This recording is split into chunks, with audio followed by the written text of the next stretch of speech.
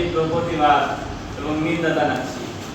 যার ভেতরে মনুষ্যত্ব আছে সে যে কোনো ধর্মাবলম্বী হোক না কেন, তার এটা উচিত না আমাদের ধর্মের প্রতি আঘাত করা, তাদেরকে বাড়িঘর থেকে উচ্ছেদ করা। এটা একটা জঘন্য কাজ। কোনো মানুষের যদি কোনো উৎসবত্ব থাকতো তাহলে তারা এই কাজ করতো না। পৃথিবীর প্রত্যেকটা ধর্ম তাদের ধর্ম পালন করবে, এটা ইসলাম বলে। কিন্তু ইসলামের উপরে আজকাল নির্যাতন নিপীড়ন হচ্ছে, এখন আমরা খুবই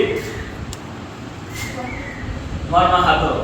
সেজন্য যার ভেতরে মনুষ্যত্ব আছে প্রত্যেকটা মানুষেরই উচিত আজকে ইসরায়েলের পণ্য বয়কট করা। ইসরায়েলের পণ্য বয়কটের মাধ্যমে আমরা ইসরায়েলের মূলধনকে ধসিয়ে দেব, যাতে তারা আর অস্ত্র কিনতে না পারে, তারা যেন আর প্রত্যেকটা শিশু রক্ত ধরাতে না পারে। ইনশাআল্লাহ প্রত্যেকটা ইসরায়েলি পণ্যকে আমরা বয়কট করব। ঠিক মনুষ্যত্ব আছে তারা এই কাজ করে যাবেন, আর যার ভিতরে মনুষ্যত্ব নাই তাকে বলে কোনো লাভ নাই। ঠিক ঠিক